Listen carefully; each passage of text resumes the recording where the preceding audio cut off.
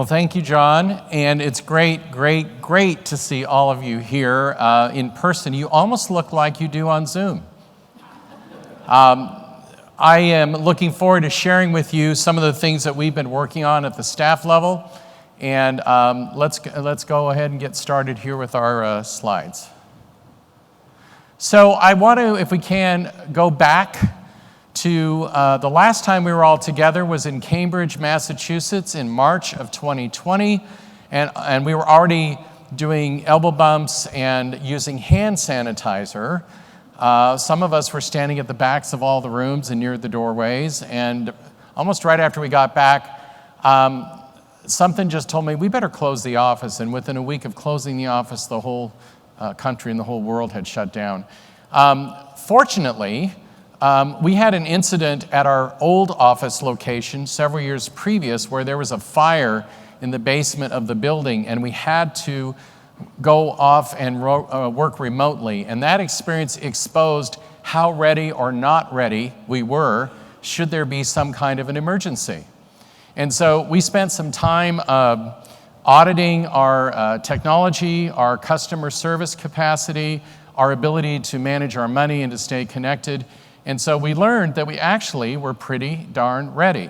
And some of you know in my past history, I was a political appointee at FEMA in the Clinton administration, and I ran all the national disaster mitigation programs. So I learned a lot about pre-disaster planning and post-disaster recovery, and I had to draw on that a little bit in those early months of the pandemic.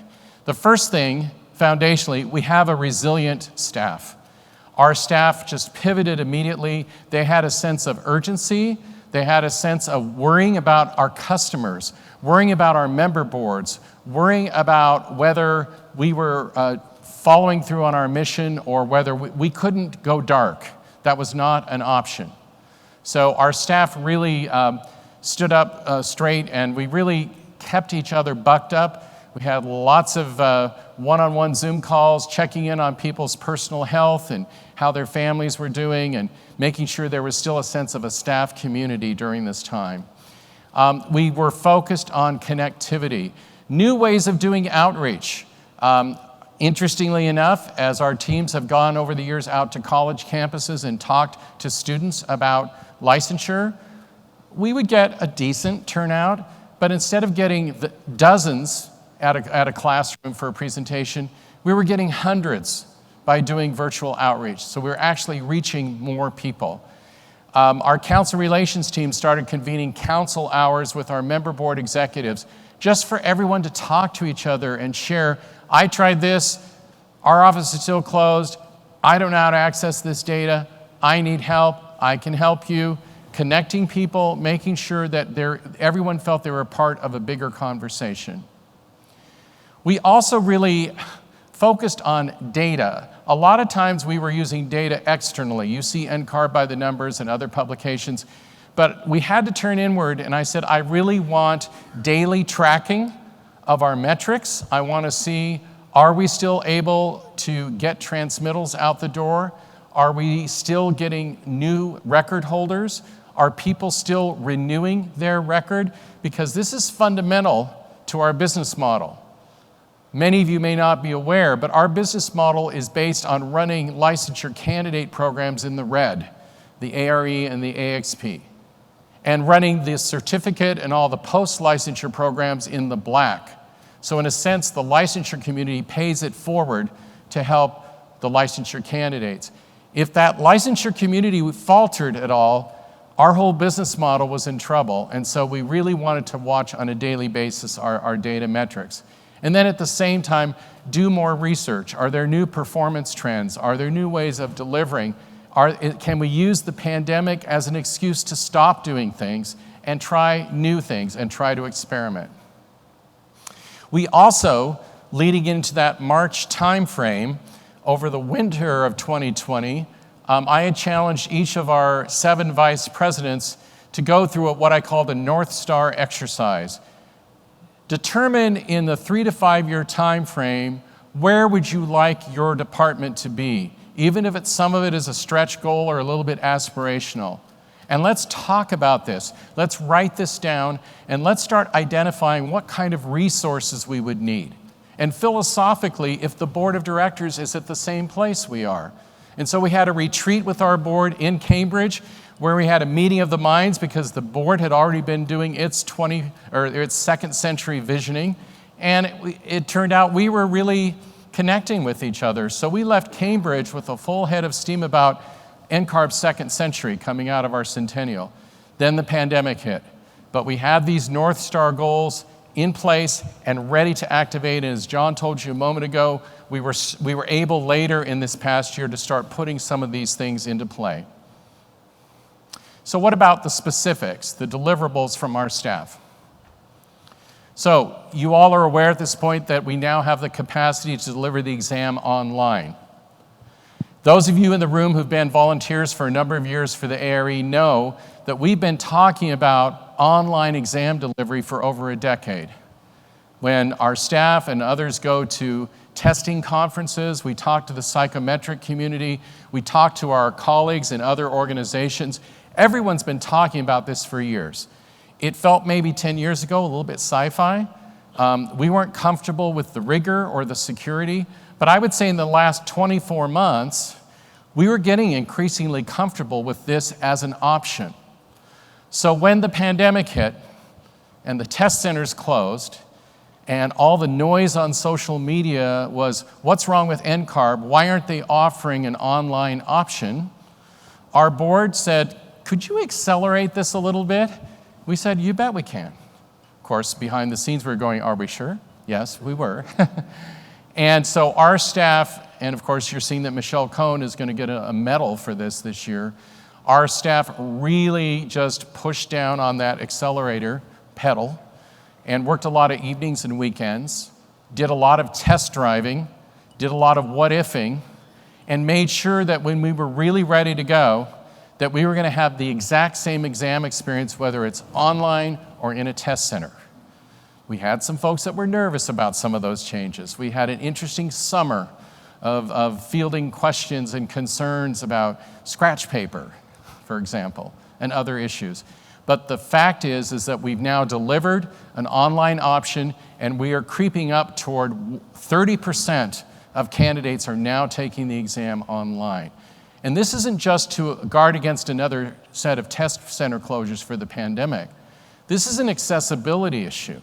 This addressed the cost issue. For people that live outside of urban areas who have to drive somewhere or fly somewhere, pay for overnight lodging, parents that have to get daycare or other coverage for their families, this allows them from their home or some other secure location to take the exam. And that's creating more access. It's also helping people get past the pressure cooker of the test center. Some people are going to perform better if they're at home versus at a test center. But, and we haven't done the official assessment yet, the early data is telling us there's virtually no difference in the pass rates between online versus test center. Our programs, and justice, equity, diversity, and inclusion, and sometimes we say JEDI, sometimes we say EDI, and we have a group at the office called IDEA. But the point here is that we've started 2 years ago asking questions internally about, is there anything in the way we deliver or design our programs that contains unconscious bias? So we've done a total review of our exam content. For example, all of our references are gender neutral. We've had outside auditors look at the use of language from different perspectives on the socioeconomic scale, just to make sure that we're not saying something or using language in a way that's off-putting. But what we're doing now is we're going further with this Fairness in Licensure initiative, where we're auditing the design of the AXP and how it relates to the design of the ARE to make sure they're truly calibrated in a way, again, that avoids unconscious bias. And we're going to do a lot of other things to make sure we're listening, we're growing, and we're evolving. And it also starts with the diversity of the volunteers that work on these programs, which is increasing, and you're going to hear more about that tomorrow from President-elect Vidari. Member board services. we were really excited to introduce and finally get to the finish line on expediting transmittals for new licensees. This is something that we felt was important. There's no reason, if NCARB knows what your exam scores are and knows that you've completed your AXP and knows that you've met your education requirement, why you should have to wait weeks or months to get your license. And so we are now delivering transmittals for people that graduated from a NAB accredited program, completed their AXP and their AREs within days rather than weeks or months. This is the start of an overhaul of our entire transmittal process where we want to get to days with all of our transmittals. We're in a society now where people expect that Amazon experience. They know what data we have. We know what data we have. We want to get it out the door as soon as we can, and then if you at the jurisdictional level have your own due diligence you have to do, we'll try to help you reinvent your process too. But this is something we want to keep working on. We also now are starting to see our licensing system being adopted by jurisdictions. North Dakota is using it, and not only for architects, but also for landscape architects. So we're very excited about this new service, and we hope other jurisdictions will take us up on it in the coming months and years. We also learned a lot about what I would call crisis communication, especially during the summer of discontent, where we could have hidden from view. We could have come at things very defensively. We could have been the old NCARB that was like, you know, the old Lily Tomlin gag about we're the telephone company, we don't have to care. You know, we could have been that way about, well, we're the only licensure option, too bad. Instead, what we did, and I want to credit the many people in this room and on Zoom, on our staff, who went through multiple webinars of 2,000 viewers, answering up to 800 questions, one-on-one personally, trying to get the community to understand the rationale for the new exam, why we're doing what we're doing, how it's going to work. And today, when we measure our sentiment on social media, it is largely positive. So we really learned a lot about it. It's important to be transparent. It's important to be responsive, even if it's uncomfortable. And I think that is going to hold us in good stead for the future. We also created, as part of our North Star process, a new unit in the office called Organizational Health. We are now at 120 full-time employees at NCARB. We're not a small mom and pop operation anymore. When you have that big of a workforce, there become issues about relationships between departments, relationships between supervisors and non-supervisors. Sometimes people lose their way in terms of what is our mission? What's the why behind we're doing things? And why is that idea being pursued and my idea isn't? Why wasn't I invited to that conversation? And so we're working with a very diverse staff to really achieve equity and inclusion. We're really working on listening to the issues of mental health. We have a customer relations team that largely deals in calming people down that are angry. What do those staff do when they go home at night? Do they kick the cat? We want to make sure that we're being a caring and empathetic employer. Thought leadership. We have a lot of data that can inform this national conversation, whether it's about diversity in the profession, the future of licensure, the value of architecture and architects, and we want to be part of those conversations and inform those conversations.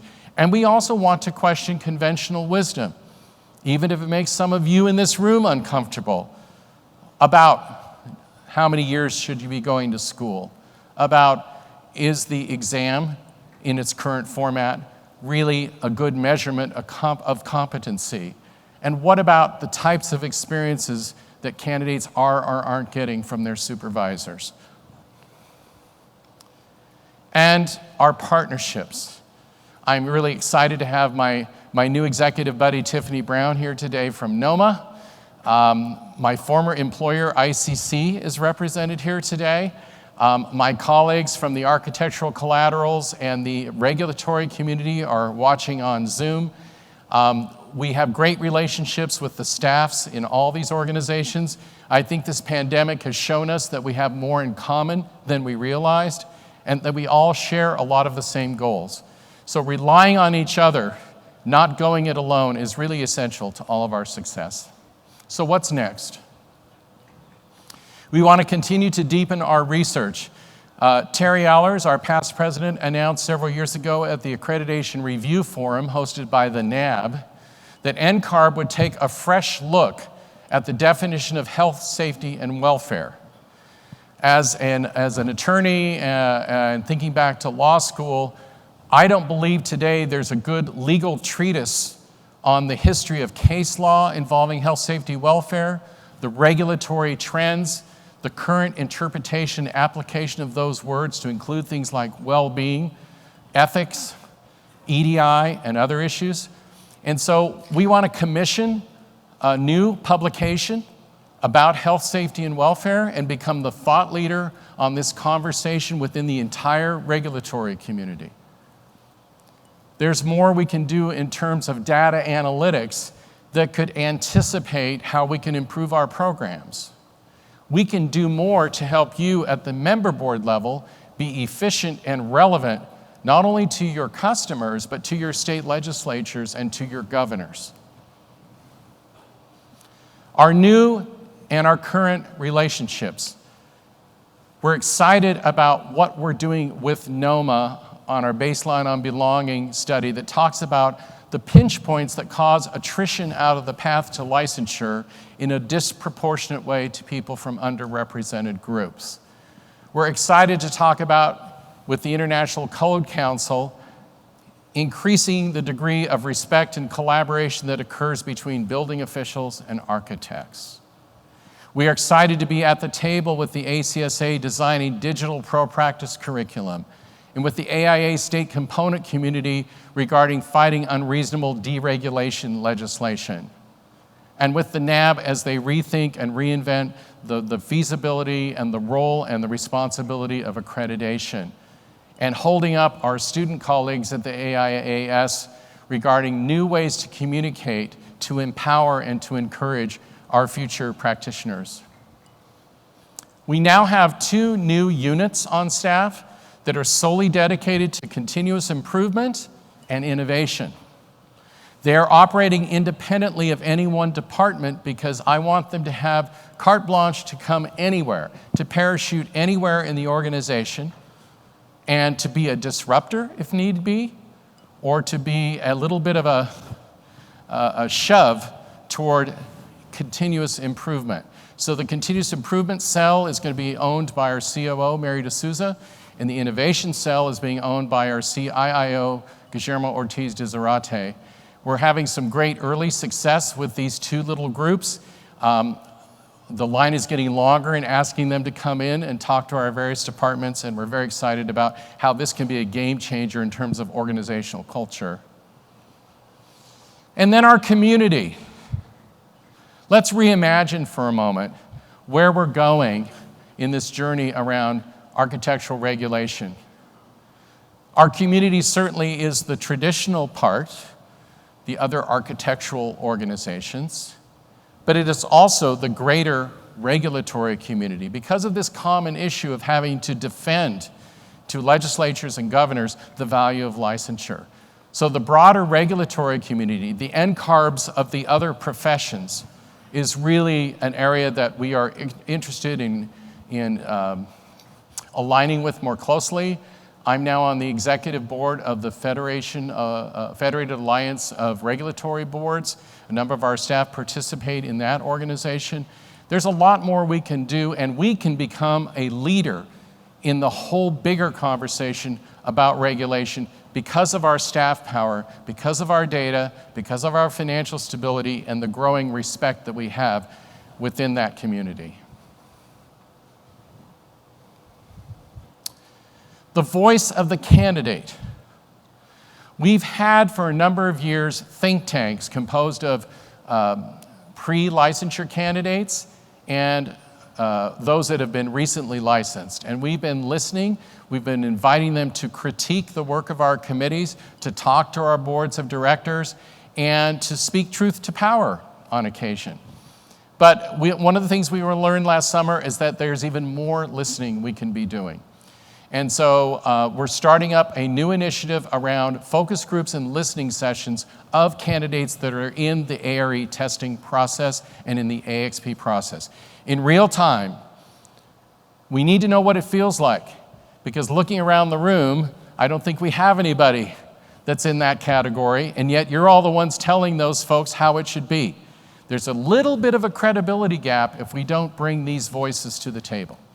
So we're going to do more of that. Practice is evolving. One of the purposes of the analysis of practice is to make sure that we don't have a bias in how we're viewing architectural practice. Many of you who volunteer at NCARB come from suburban areas or more rural areas. Many of you come from smaller firms. The number of small firms outweigh the number of big firms, but the majority of architects work for big firms, if you can get that in your head. We want to make sure that we don't have one point of view at NCARB, that we have multiple points of view. What is happening with architectural practice? Are we testing on the right things?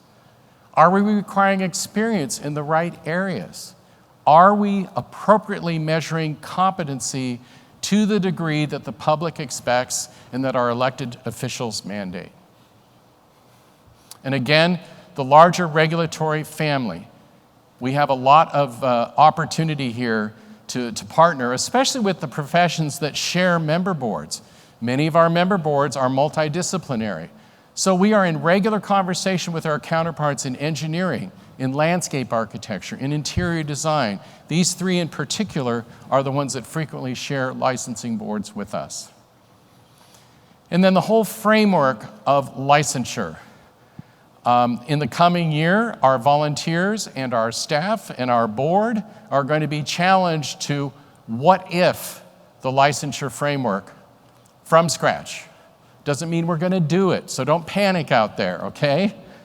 But we have to have these conversations, these abstract conversations, to see if we can unearth new approaches and not be static. And so, again, how does one measure competency when you're better at test taking than I am, but I'm more effective in the workplace than you are, and I'm better in school than she is? How do we acknowledge that everybody has a different way of learning, a different way of comprehending, and a different way of executing? One size doesn't fit all. For many years now, we've been layering on alternatives to the path. Some of you are uncomfortable with that. But I do think it is opening the door to more diversity in the profession. It's demonstrating that you can be flexible and regulatory at the same time.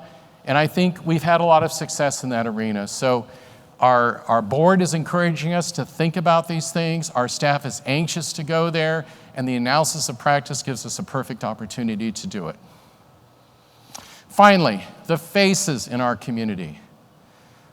I would be remiss, given I'm seeing right now a vision of my staff in a future state where we're all in the same room again, that's nearly 50% non-white, 40% black, over 50% female, who is waiting and hoping that this room will start to look more like them. They want to work for an organization that walks the walk. We know many of you are working on this issue. We know it's hard. We know that governors are frequently the impediment. We're doing our best to diversify our volunteer pool. We're doing the best we can to influence governors to fill vacancies.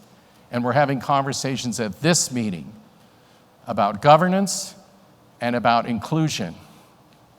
And there's an expectation and a hope that a future state will truly look like America and look like what the profession can and should look like.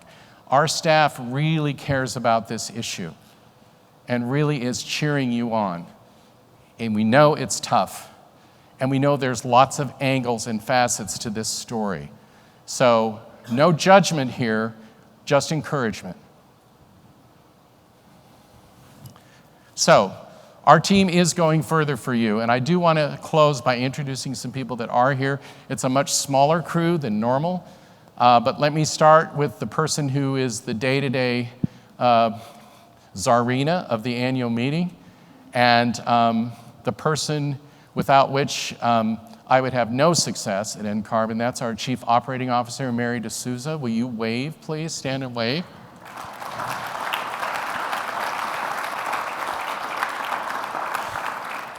My resident disruptor and nudge and challenger and partner in crime, our Chief Innovation and Information Officer, Guillermo Ortiz de Zarate. Where are you, Guillermo?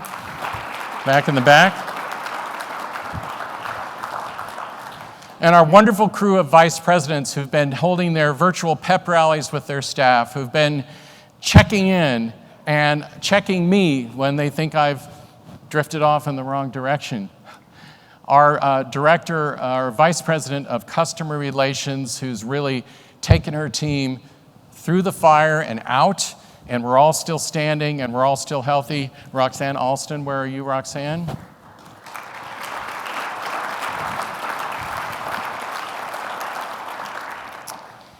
Our director of, I keep using director, they're vice presidents now.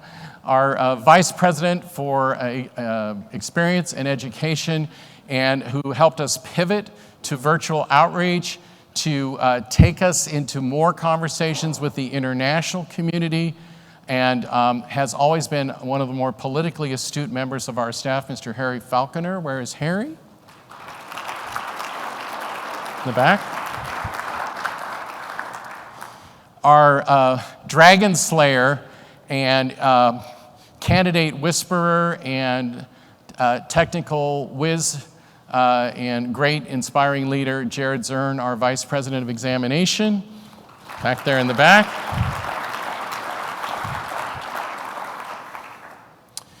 Someone that you probably don't meet or know very often, who has had to ride the wave with all the technical challenges we've experienced during the pandemic, and we've still been able to make 2 huge changes in our IS group, moving to M-Files and moving to Amazon Web Services, and helping us with expedited transmittals, quietly getting it done. Our Vice President for Information Systems, Rue de Guzman. Where's Rue?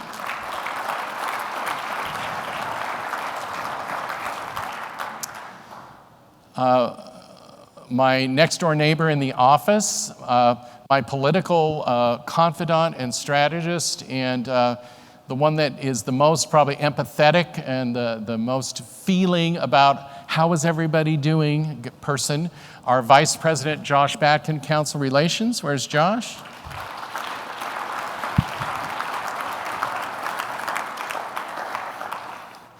And back in the booth, the person that makes sure that what we say and what it looks like and how it sounds and how all of us sound and how we're thinking ahead and how we're distilling our data and informing each other, Mr. Andy McIntyre, Vice President for Marketing Communications.